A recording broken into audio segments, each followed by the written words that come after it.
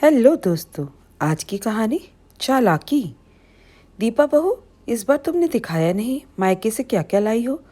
रजनी जी पूड़ी आलू की सब्जी में मसलते हुए बोली। माँ जी शाम को आते ही व्यस्त हो गई, फिर सुबह नाश्ते में पूरियाँ बना रही हूँ। सामान खोलने का समय नहीं मिला, अभी लाती हूँ। ये बोल दीपा अपना सूटकेस हॉल में ही ले आई। इतने में ननद संजना को पता चला तो वो दौड़ी आई। देखे तो भाभी क्या लाई है इस बार। ये साड़ी आपके लिए माँ जी, ये सूट आपके लिए दीदी, कहते हुए सूटकेस बंद ही कर रही थी कि सास रजनी जी हाथ से रोककर एक साड़ी और उठा ली। ये साड़ी बहुत अच्छी है। तभी संजना ने झपट्टा मारकर उसका लहंगा उठा लिया। यह भी बड़ा सुंदर है भाभी, कहते हुए उलट पुलट कर देखने लगी। माँ जी, यह साड़ियाँ मेरी ताई की बेटी ने दी है, कोटा डोरिया की, और यह राजपूती पिंक लहंगा यह भी मेरे लिए लाई हूँ। ठीक है बहू, जाओ रख लो अपना सामान। मुस्कुराते हुए रजनी जी बोली। अरे माँ जी, ये साड़ी और लहंगा वापस। उसके शब्द हलक में ही अटक गए। अरे तुम्हारा दिल इतना छोटा है कि एक साड़ी ले ली तो क्या हुआ। मैं तुम्हारी माँ समान हूँ, संजना तुम्हारी बहन ही तो है, कभी भी मांग लेना, दे देगी। वाह, अपनी चीज को अब मुझे मांग कर पहनना पड़ेगा। दीपा सोचती हुई अपने कमरे की ओर चल दी। जिस बात का डर था वही हुआ।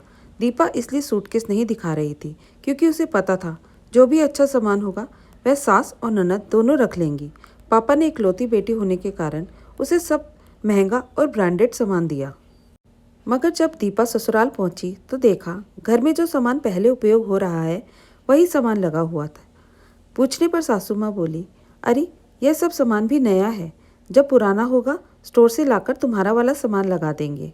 उस समय दीपक को बात ठीक लगी, पर बाद में पता चला यह सामान ननद संजना को दे दिया जाएगा। दीपक को बहुत बुरा लगा, पर कहती क्या, तो चुप रह गई। अब नई नवेली थी, इसलिए बार बार मायके भेजती जाती। साल भर के तीज त्योहारों के नाम पर फिर मायके से जो भी उपहार, साड़ी, लिफाफे मिलता सब सासू माँ बटोर कर रख लेती और बोलती, संभाल के रख रही हूँ, बाद में काम आ जाएगा। एक दिन सास रजनी जी बोली, बहू हम सब जरूरी काम से बाहर जा रहे हैं, तुम खाना बनाकर रखना। बोल सास, ससुर, देवर, ननद, पति सब चले गए। वह घर में अकेली खाना तैयार कर सबकी राह देखने लगी। रात के 11 बजे हंसी ठिठोली कर सारे घर वाले लौटे। चलिए आप लोग खाना खा लीजिए। अरे बहू, मैं तो बताना भूल गई कि हम सब तो खाना खाकर आए हैं। ऐसा करो तुम खाना खा लो। माँ जी आप फ़ोन करके ही बता देती, अब तो मेरी मौसी भी मर गई। बहू, एक दिन जल्दी खाना नहीं खाओगी तो कोई कमी नहीं पड़ जाएगी, और बेटी की ससुराल जाऊंगी तो फ़ोन पर तुमसे ही बातें करती रहूंगी क्या। क्या माँ जी, बेटी का ससुराल? संजना दीदी का रिश्ता पक्का हो गया क्या? हाँ, बस शादी की तारीख निकलनी ही बाकी है। मेरी लाडो को बहुत जोरदार परिवार मिला है, बड़ी किस्मत वाली है। लड़का शहर में नौकरी करता है, मेरी बच्ची की सारी गृहस्थी वहीं जमेगी।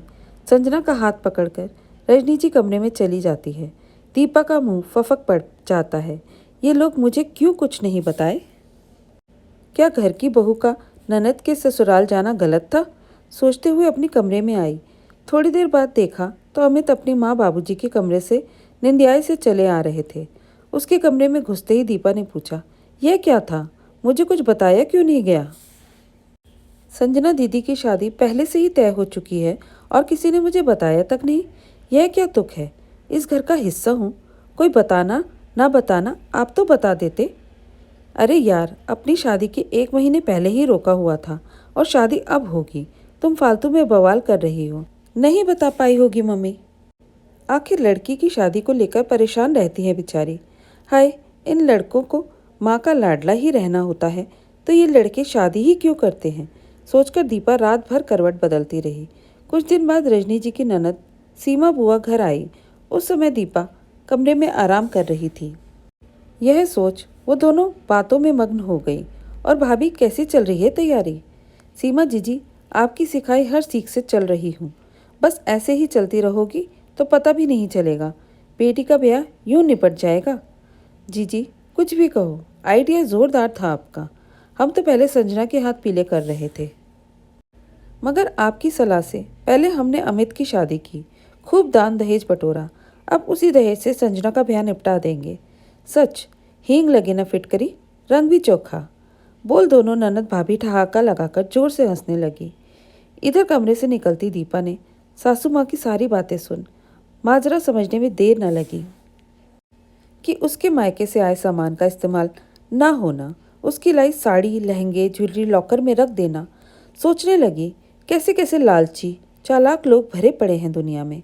कहाँ एक बेटी के बाप को लूटने में कोई कसर नहीं छोड़ी और वहीं खुद अपनी बेटी को फ्री में विदा करने की जुगाड़ में लगी हैं।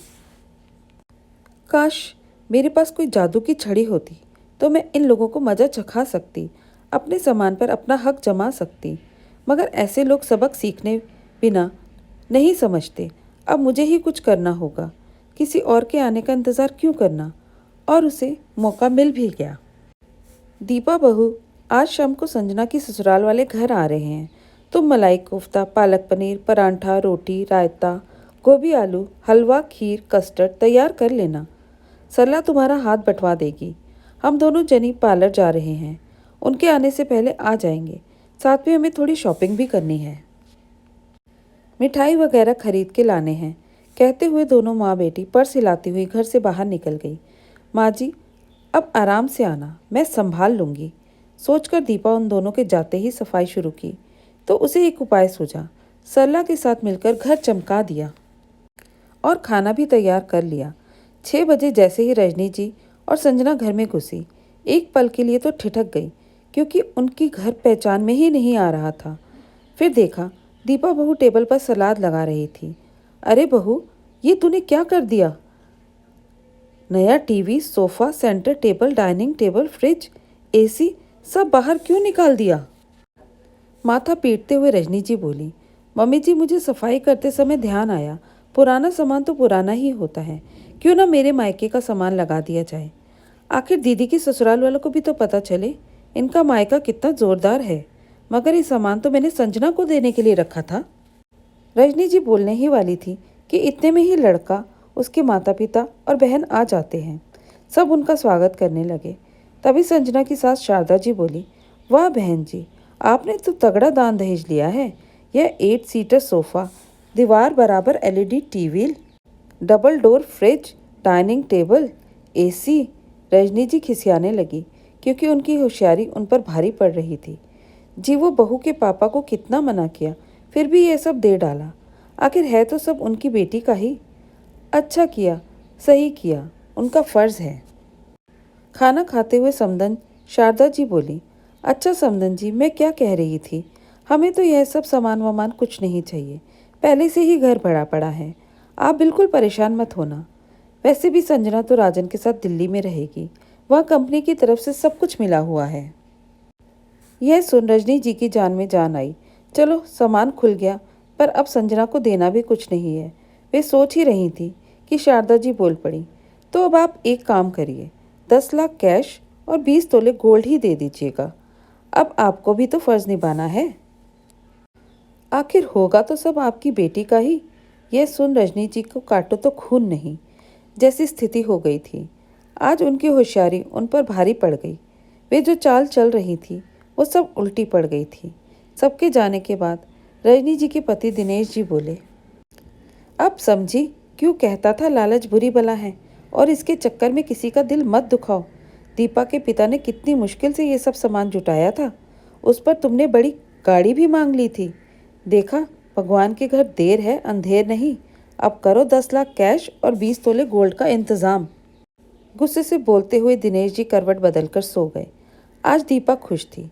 थोड़ी सी हिम्मत से उसने लालची चालाक सासू माँ को सही और जोरदार जवाब जो दे दिया था। धन्यवाद दोस्तों। कैसी लगी आपको आज की ये कहानी? पसंद आई तो लाइक और शेयर ज़रूर कीजिए।